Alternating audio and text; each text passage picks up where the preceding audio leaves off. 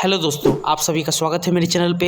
आप में से कई ऐसे लोग हैं जिन्होंने सारा रिफ़ंड पोर्टल पे ऑनलाइन आवेदन कर दिया है, लेकिन आवेदन करते हुए किसी को 45 दिन से ज़्यादा हो चुके हैं, किसी को 60 दिन से ज़्यादा हो चुके हैं, बट अभी तक उनको कोई भी अपडेट नहीं आई है सारा रिफ़ंड पोर्टल की तरफ से।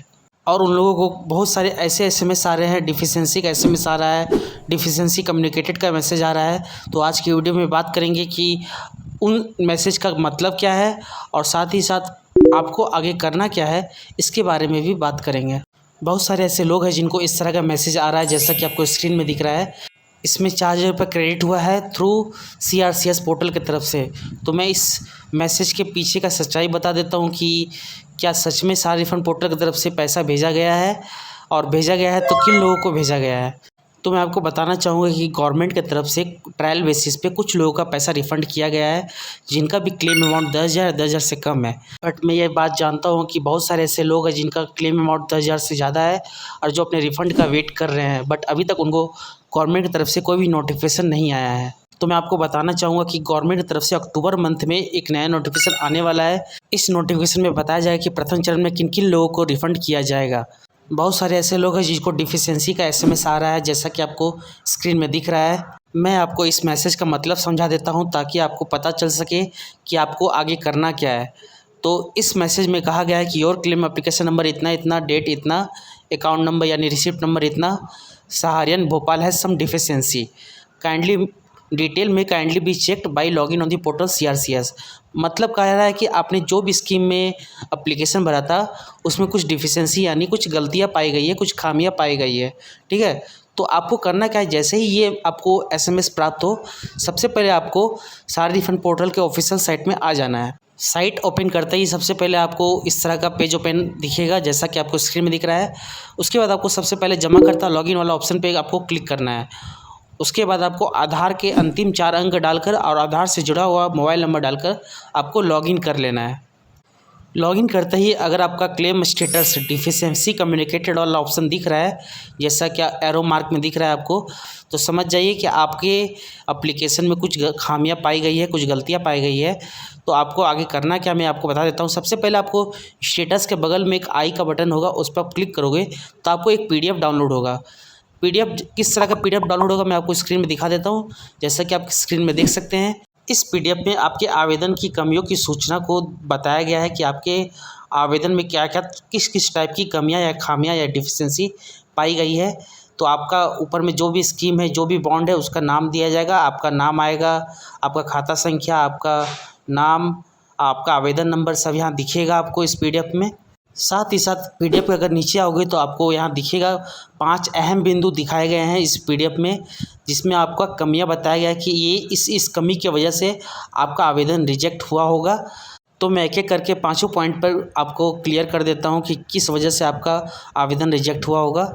पहला पॉइंट मैं कहना चाह रहा है कि जमाकर्ता ने अपनी जमा राशि का प्रमाण और दावे का प्रमाण प्रस्तुत नहीं किया है या फिर अमान्य तरीके से प्रस्तुत किया है।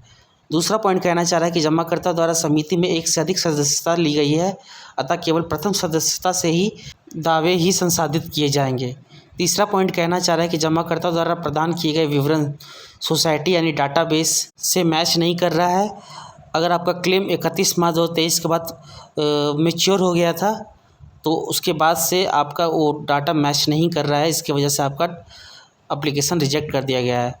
चौथा पॉइंट कहना चाह रहा है कि दावेदार यानी जमाकर्ता का विवरण सहारा सोसाइटी डाटाबेस में है ही नहीं, यानी आपने जो भी डिटेल भरा है इनवैलिड भरा है, उससे आपका डाटाबेस में उसका है ही नहीं सारे रिफंड पोर्टल के, इसकी वजह से भी आपका आवेदन रिजेक्ट किया गया होगा। और लास्ट पॉइंट कहना चाह रहा है कि समिति ने इस दावे का सिफारिश नहीं की है, यानी जो भी स्कीम में आपका यानी जो भी बॉन्ड में आपका पैसा था, उस बॉन्ड को रोका गया है, बोला गया है कि इसका पेमेंट नहीं करना है, इस वजह से आपका आवेदन को रिजेक्ट कर दिया गया है। अब नेक्स्ट स्टेप करना क्या आपको मैं बता देता हूँ। जैसे आपका फॉर्म रिजेक्ट होता है यानी डिफिशिएंसी कम्युनिकेटेड के बाद आपका फॉर्म रिजेक्ट कर दिया जाएगा, उससे क्या करना, आप फिर से आपको रीअप्लाई करना है। लेकिन रीअप्लाई आपको कब करना है, 30 दिन के बाद से। जैसा कि आपको स्क्रीन में दिख रहा है, जैसे आप जमाकर्ता लॉगिन वाले ऑप्शन पे जाओगे, आप नीचे जाओगे तो वहाँ एक मैसेज शो हो रहा होगा, उसमें बोला जा रहा है ऐसे जमाकर्ताओं के मामले में जिनके दावों में दस्तावेज में कमी या मिलान ना होने के कारण संसाधित नहीं किया जा सका, उन्हें पोर्टल के माध्यम से कमियों को दूर करने और अपने आवेदन को फिर से प्रस्तुत करने के लिए सूचित किया जा रहा है। पोर्टल पर पुनः आवेदन करने की सुविधा जमाकर्ताओं को कमी की सूचना प्राप्त होने के 30 दिन के बाद सक्रिय होगी। मतलब कि जैसे ही आपको डिफिशेंसी वाला मैसेज आएगा उससे 30 दिन तक आप अप्लाई नहीं कर सकते, लेकिन हाँ 30 दिन के बाद से आप अप्लाई कर सकते हैं। बहुत सारे ऐसे लोग भी हैं जिनको डिफिशेंसी का एसएमएस तो आ गया है, लेकिन जब वो स्टेटस चेक करने जाते हैं तो वहाँ अभी भी अंडर प्रोसेसिंग दिख रहा है। तो मैं उन लोगों को बताना चाहूँगा कि आपको थोड़ा वेट करना पड़ेगा। आपको डिफिशेंसी का एसएमएस आ गया मतलब कि आपका फॉर्म को रिजेक्ट कर दिया जाएगा, ठीक है। आपको अप्लाई करना है फिर से, बट आपको थोड़ा वेट करना पड़ेगा। जैसे ही अंडर प्रोसेसिंग हटकर आपका डिफिशेंसी कम्युनिकेटेड वाला ऑप्शन आ जाएगा, उसके बाद से आप रीअप्लाई कर सकते हैं। कुछ लोग ऐसे भी हैं जिनके स्टेटस जैसे ही चेक कर रहे हैं तो उनका स्टेटस क्लेम प्रोसीड दिखा रहा है। तो मैं उन लोगों को बता जाऊँ कि ये गुड न्यूज़ है, आपके आवेदन को एक्सेप्ट कर लिया गया है। अब बहुत ही जल्द आपके बैंक अकाउंट में अमाउंट को ट्रांसफ़र कर दिया जाएगा जैसे ही भारत सरकार की तरफ से न्यू नोटिफिकेशन आता है। आवेदन से जुड़े हुए कोई भी प्रॉब्लम हो तो प्लीज़ मुझे कमेंट करें, मैं हर किसी को रिप्लाई करता हूँ। मैं चाहता हूँ कि हर किसी को सहारा का पैसा मिले। मेरी पूरी कोशिश रहती है कि हर किसी को जस्टिस मिले, न्याय मिले और उनका पूरा पैसा मिले। वीडियो अच्छी लगी तो प्लीज़ चैनल को लाइक एंड सब्सक्राइब करना बिल्कुल ना भूलें। मैं इस तरह का वीडियो हमेशा लाते रहता हूँ। थैंक यू दोस्तों, धन्यवाद।